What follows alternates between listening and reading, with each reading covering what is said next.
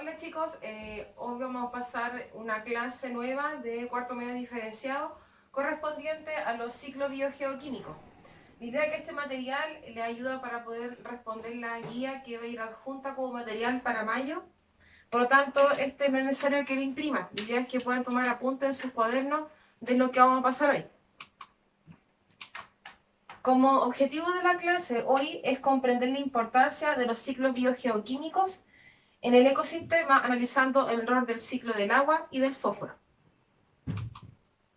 Para poder comenzar, tengo que hacer una pequeña pregunta y es, ¿qué es la materia en un ecosistema? ¿Se han preguntado alguna vez ustedes esto? ¿Qué es lo que es materia?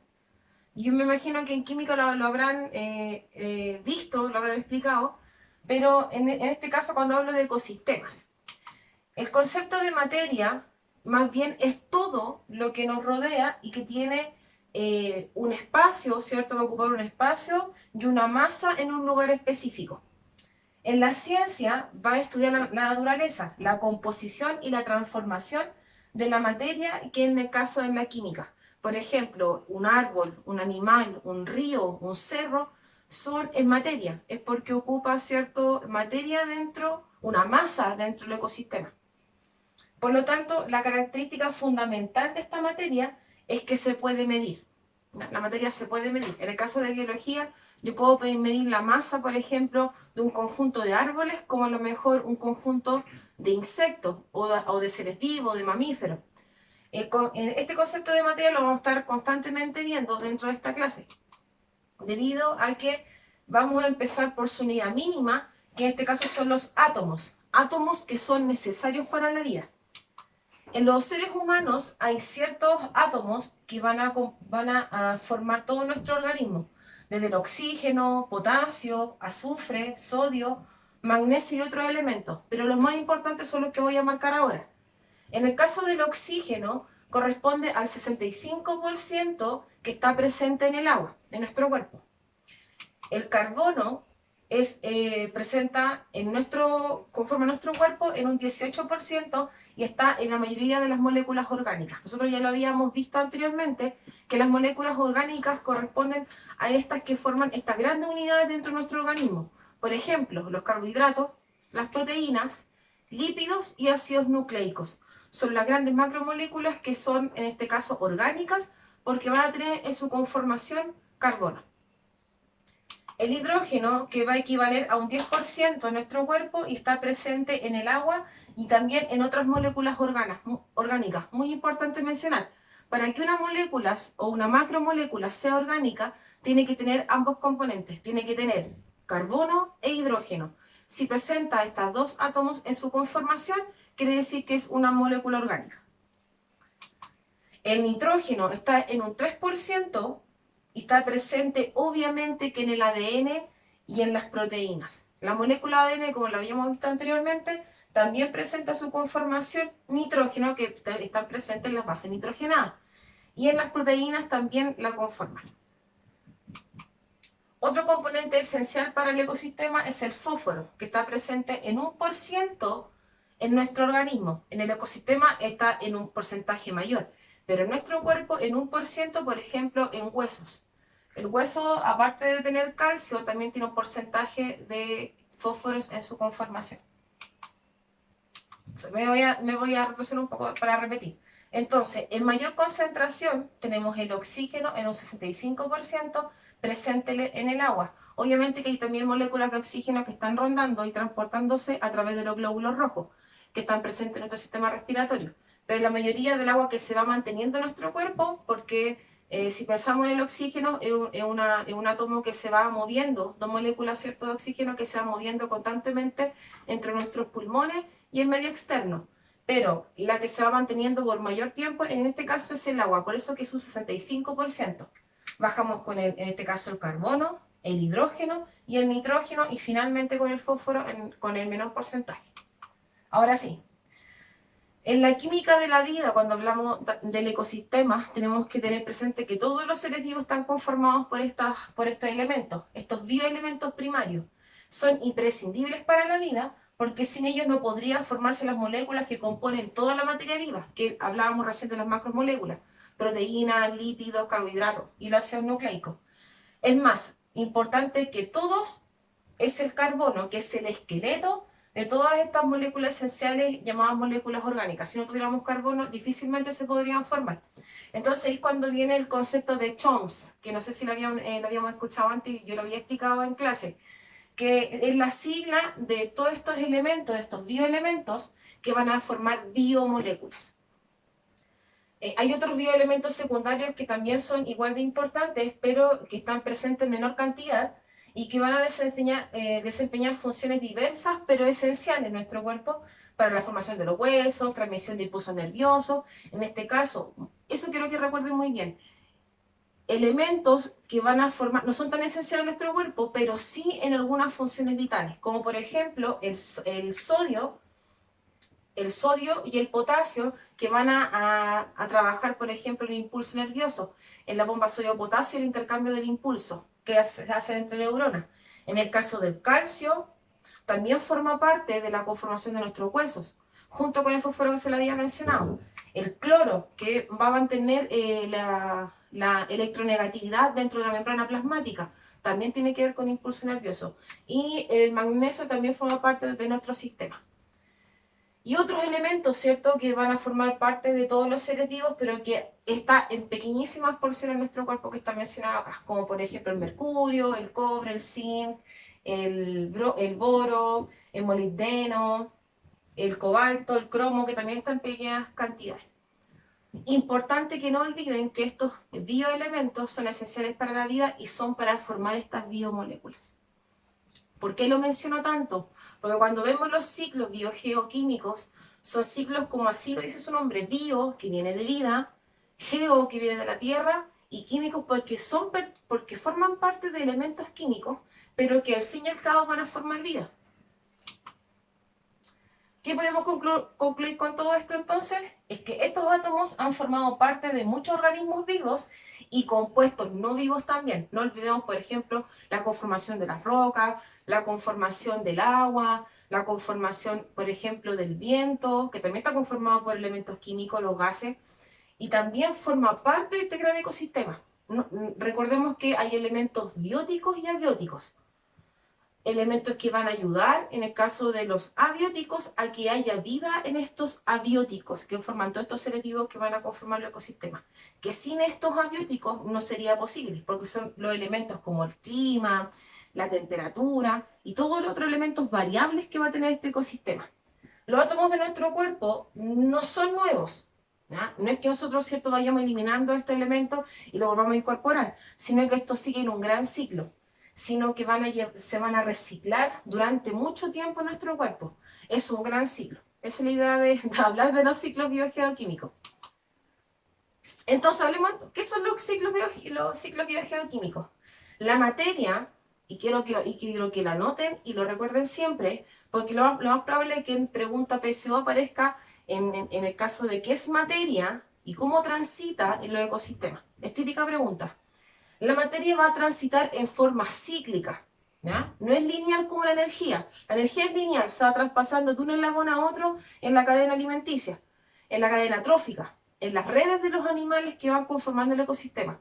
Pero la materia, en este caso, se va a formar de forma cíclica porque va fluyendo entre el organismo, o sea, entre los factores bióticos y los factores abióticos, como el aire, el suelo, los seres vivos que lo conforman. En el caso de seres vivos bióticos, aire y suelo abióticos. A medida que la materia va circulando entre componentes bióticos y abióticos, el ecosistema se va transformando, va reciclando. En el caso, por ejemplo, del oxígeno, que nosotros vamos, ¿cierto?, a incorporar desde el medio externo, desde la atmósfera, nosotros los vamos a tomar, pero nosotros vamos a convertir ese elemento en otro de desecho, que es el dióxido de carbono, que eliminamos del medio externo, pero esa molécula después, por ejemplo, la incorporan las plantas como un elemento vital para poder transformar, por ejemplo, glucosa. Y finalmente esa planta, en un proceso de fotosíntesis, va a eliminar como desecho este oxígeno nuevamente al medio para que otros seres vivos puedan utilizarlo. Si se dan cuenta, no es que un elemento se tome, se trabaje, se incorpore y se elimine, sino que a eliminarse de cualquier forma, desde que un ser vivo muere y se restablece en la tierra, o un animal, ¿cierto?, respire o excrete estos gases, también pueden reincorporarse al sistema. Por eso que yo digo que la materia es cíclica, se va reincorporando. Nada se pierde, todo se recicla. Esa va a ser la frase de hoy. Nada se pierde, todo se recicla, porque la materia va, ¿cierto?, de forma cíclica. No es como la energía, que es lineal, ¿ya? La materia es cíclica. Eso quiero que lo recuerden, porque es pregunta PSU. Entonces, los ciclos biogeoquímicos se refieren al movimiento circular de todos los elementos, como por ejemplo el hidrógeno, el nitrógeno, el carbono, el fósforo, a través de los organismos y el ambiente, lo que habíamos mencionado anteriormente. Por lo tanto, ciclos biogeoquímicos, como lo marqué aquí, ¿qué significa? En la materia, un elemento o un compuesto químico, ¿ya?, que sería en el caso de la química, se mueve entre diversos lugares y formas vivas, que quiere decir bio. Eso significa en el ciclo biogeoquímico, bio. Y las no vivas, que tienen que ver con la biosfera, y eso significa el geo. Entonces, bio, que tiene todos los elementos vivos de la Tierra, geo, proveniente de la Tierra, de los elementos no vivos, y químicos, de aquellos compuestos que van a formar todos estos ciclos. Vamos a comenzar entonces con el ciclo del agua. Chicos, el ciclo del agua no es muy diferente a lo que se habla del ciclo de agua, pero que se da en química. Cuando hablamos, por ejemplo, de la sublimación, de la fusión, solidificación, etc. En biología se trata el ciclo del agua de una forma distinta, que tiene que ver en cómo fluye esta agua a través de la tierra, a través de los ecosistemas.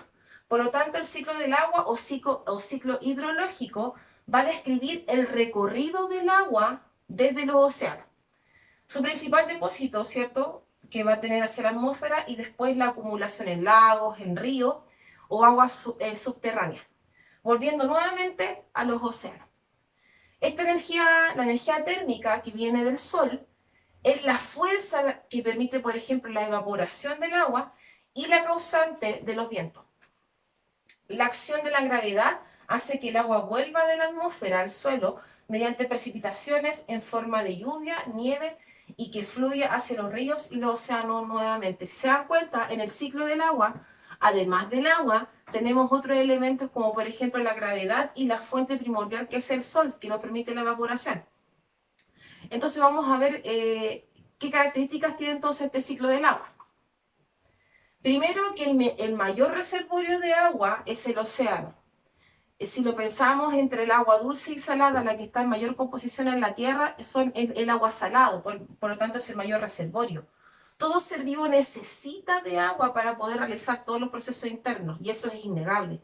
Ningún ser vivo que no puede incorporar agua a su dieta de forma externa, lamentablemente no puede hacer procesos internos. En el caso de las plantas, la fotosíntesis necesita de agua para poder hacer algunos procesos internos, para poder provocar para poder formar glucosa. Nosotros, los seres vivos humanos, también necesitamos agua para hacer nuestros procesos. 425.000 kilómetros cúbicos de agua entra a la atmósfera desde el océano, imagínense. Y el ciclo del agua es complejo, ¿cierto? Pero involucra cambios de estado físico, como, ¿cierto?, del sólido, líquido y gaseoso, que el agua presenta estos cambios, sí, indudablemente, por lo que habíamos mencionado anteriormente. Así como el movimiento de este mismo a través de los ecosistemas y entre nosotros, ¿ya? O sea que este ciclo del agua es constante y se da de muchas formas. Lo vamos a explicar ahora. Muy importante mencionar en este esquema, esta gráfica no menciona los pequeños depósitos de agua como la atmósfera y los cuerpos del organismo, pero sí muestra la acumulación, por ejemplo, de agua dulce, que el 2,5% de toda esta gráfica, ¿cierto?, esta gran torta, se dan cuenta, un pequeño porcentaje corresponde al agua dulce, mientras que el 30,8%, ya, si vamos a hablar de ríos y lagos y agua subterránea, luego, que es humedad del suelo, agua de pantano y permafrost, ese tipo de agua, ¿cierto?, va a formar en su totalidad el 30,8%. Sin mencionar que solamente ríos y lagos el 0,3% de ese porcentaje. Entonces, ese 30,8%, ¿cierto?, lo hemos reflejado. Mientras que el resto de agua que es los glaciares y nieves permanentes, el 68,9%, que es el resto de la torta. O sea que el agua salada es el que mayor porcentaje tiene dentro del planeta, y lo habíamos mencionado. Cuidado con esto, ¿ya? Yo dentro del trabajo que les di en la guía, yo quiero que ustedes averigüen cuál es la importancia del agua dulce dentro del planeta. Yo le he mencionado muchas veces en la clase cuál es la importancia con respecto a los selectivos, pero me gustaría que pudieran profundizar dentro del porcentaje de cuánta agua dulce tiene la Tierra y para qué sirve. O sea, obviamente que tiene relación con los organismos vivos, con los animales, con los seres humanos, con todo ser vivo que exista en el planeta. Pero ¿cuál es la gran importancia de este? Más allá, ¿cierto?, de beber agua, sino que tiene otra importancia a nivel planeta. Entonces vamos a especificar las etapas del ciclo del agua. Chicos, esta parte del ciclo es muy fácil, no es una materia compleja. Entonces tienen que recordar algunos conceptos que a lo mejor se podrían preguntar, como la percolación o la filtración, que la vamos a mencionar. Vamos a comenzar entonces, y esta es la pequeña imagen, ¿cierto?, de cómo se vería el ciclo de agua completo. Yo les coloqué aquí enumerando para que se pudieran fijar cómo se da el ciclo del agua. Vamos a empezar con el número 1. Y corresponde a la precipitación, ¿ya? Igual como la gente del clima en la televisión, que vamos a decir, ¿cierto?, que corresponde al agua que está contenida en todas las nubes y que precipita en forma de lluvia, de nieve o granizo. Ese es el concepto fundamental, no hay nada más que decir. Es una precipitación.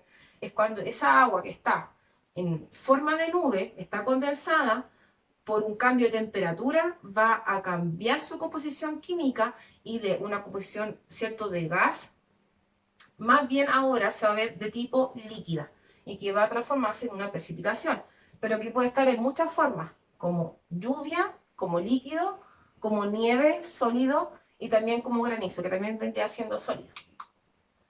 En el número 2 vamos a hablar sobre el escurrimiento. Si se fijan en la imagen anterior, número 2, mira, se fija que está aquí, escurrimiento. Y aquí, mira, justo pasamos en la 1, que aquí hay granizos, acá hay lluvia, proveniente, ¿cierto?, de la condensación de estas nubes. Y el 2, que vamos a ver, ¿cierto?, que es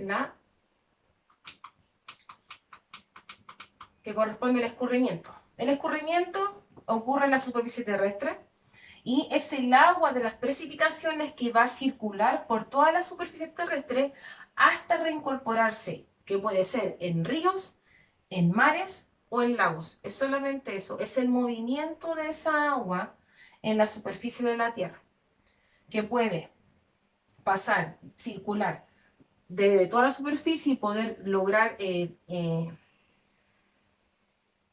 poder moverse desde la Tierra, pero ¿desde qué lugares? De lugares con tierra, ¿cierto?, humedeciendo la tierra para poder que crezcan nuevas plantas, nuevos productores, como también que se pueden reincorporar, ayudando, ¿cierto?, al aumento de agua en ríos, mares y lagos. En el caso de la percolación, que es el número 3, se lo voy a mostrar en la imagen, 3, esta. Si se fijan, esto que muestra esta imagen es las capas subterráneas, es la capa más interna de la Tierra. ¿Ya? Esa es la percolación. Entonces, percolación. El agua de las precipitaciones se va a infiltrar en el suelo y va a formar reservas de agua. Miren lo que voy a decir. Hace un rato hablé del escurrimiento. Mucha del agua que escurre a partir de las precipitaciones, del agua asequible, ¿cierto?, a través de la lluvia, esa agua, además de formar parte de ríos, lagos y hasta océanos, hay agua que, ¿cierto?, va a sobrar, digámoslo así, ¿ya? Se va a infiltrar en la tierra, o sea, como, imagínense un colador, ¿ya? Un colador. La tierra es un colador, el agua va a pasar por él, pero mucha de esa agua se va a formar una reserva que está presente como capa subterránea. Y la capa subterránea queda atrapada y va a permanecer durante mucho tiempo. Ustedes deben conocer estas capas subterráneas con otro nombre, como acuíferos o también como el conocido pozo. La gente, por ejemplo, que vive en el campo y que no tiene agua potable con cañería, utilizan este medio y ¿qué se realiza? Se hacen hoyos profundos en las capas de la tierra y en algún momento la gente cuando va cavando justamente cae en lugares donde hay capas subterráneas con este tipo de agua, que es agua dulce, ¿ya? Agua que se va filtrando y que sirve para el consumo diario. Es que es lo que se conoce como pozo. Y eso se da gracias a este proceso de percolación. El número 4 es la evaporación. Y la evaporación, ustedes ya lo conocen en el ámbito químico, y va a ser que el agua de la superficie de los mares, de los ríos, de los lagos, se va a evaporar y vuelve a entrar directamente a la atmósfera. O sea, en el caso, por ejemplo, en verano, aquí en Santiago, cuando la abuelita, por ejemplo, riega las plantas y moja la tierra, la mayoría de esa agua se absorbe a través de las raíces de todas las plantas, pero el resto de agua se evapora. Si hay un aumento de temperatura sobre la Tierra, esta agua, ¿cierto?, se va a evaporar y va a formar parte de la atmósfera nuevamente. Esa es la gracia de la evaporación. Nada se pierde, todo se recicla, todo se renueva, todo vuelve al ciclo, como habíamos mencionado. Número 5, condensación. En biología la condensación quiere decir que al disminuir la temperatura del aire, el vapor de agua que se contiene se condensa en microgotas y lo que va a originar las nubes. Eso es la condensación. Cuando en el aire atmosférico baja la temperatura, estas microgotas que están en la atmósfera se van a, por decirlo así, apretar, y de esa forma van a formar esta estructura que ustedes conocen como nubes. Esa es la formación. Se da a través de la disminución de temperatura, así es como se forman las nubes. Pero eso es gracias al vapor de agua que existe en la atmósfera. Si no existiera, no podríamos tener nubes, ¿ya? Acá, número 6. Los seres vivos participan de este ciclo debido a que incorporan a su organismo moléculas de agua que son utilizadas y luego devueltas al ambiente. Todos los seres vivos también consumimos agua y también la devolvemos al ambiente, no necesariamente como agua. En el caso, por ejemplo, de muchos seres vivos, es ingerida y usada y luego es excretada, por ejemplo, como orina, como sudor, incluso vapor de agua. Nosotros también hacemos ese proceso. Entonces, esta agua que consumimos nunca se pierde. Nada se pierde, todo se recicla. Y en el caso de las plantas, muy importante, el 97% del agua que toman estas plantitas van a ser absorbidas y después se van a evaporar a través de sus hojas por un proceso de transpiración. Las plantas toman agua a través de sus poros, ¿ya?, que se llaman estomas.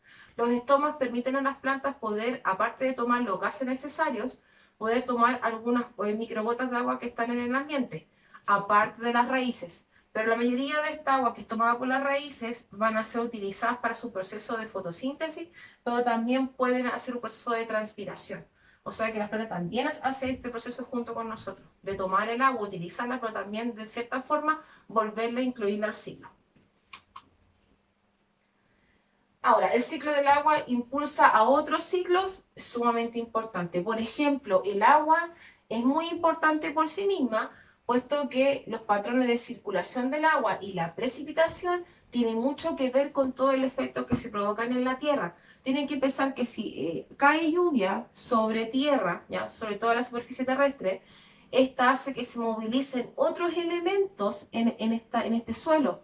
Otros elementos como por ejemplo el nitrógeno, el fósforo, que lo vamos a mencionar, son elementos que también van a circular gracias a esta incorporación del agua en la tierra.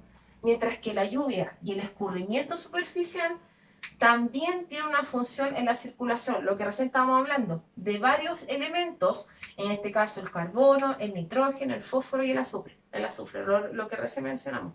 Si no existiera este ciclo del agua, tampoco se podrían movilizar otros elementos para poder, ¿cierto?, funcionar dentro del ecosistema. En particular, el escurrimiento superficial, que es más importante, va a ayudar a estos elementos a moverse también dentro de los ecosistemas terrestres y acuáticos.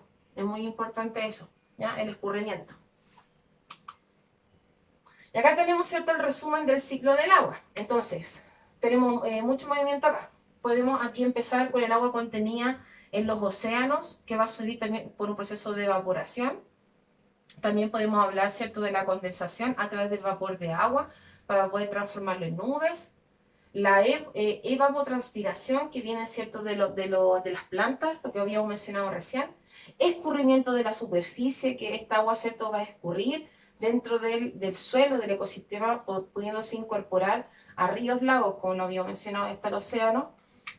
Escurrimiento acá, se fijan, gracias a la precipitación. aguas y ríos, corrientes de arroyo, evaporación, habíamos visto por temperatura, agua potable almacenada a través de, ¿cierto?, de la percolación. Y aquí se fijan, ¿ven? Filtraciones que va a desencadenar, ¿cierto?, la formación de esta agua subterránea almacenada que puede servir para muchos seres vivos.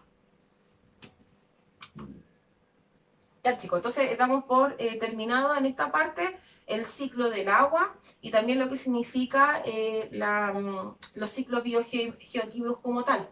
Recordar los elementos que van a formar vida, que son los bioelementos, para después, más adelante, en la unión de todo esto, formar biomoléculas. No nos olvidemos del carbono, del hidrógeno, del oxígeno, del nitrógeno, del fósforo y el azufre, que van a ser, ¿cierto?, estas macromoléculas orgánicas conocidas como CHOMS, carbohidratos, proteínas, lípidos y ácidos nucleicos que van a formar vida y que van a transitar por todo el ecosistema a través de este ciclo que digo yo, que nada se pierde, todo se recicla, todo vuelve a la normalidad. Entonces chicos, nos vemos en la próxima clase explicando el ciclo del fósforo. Nos vemos luego.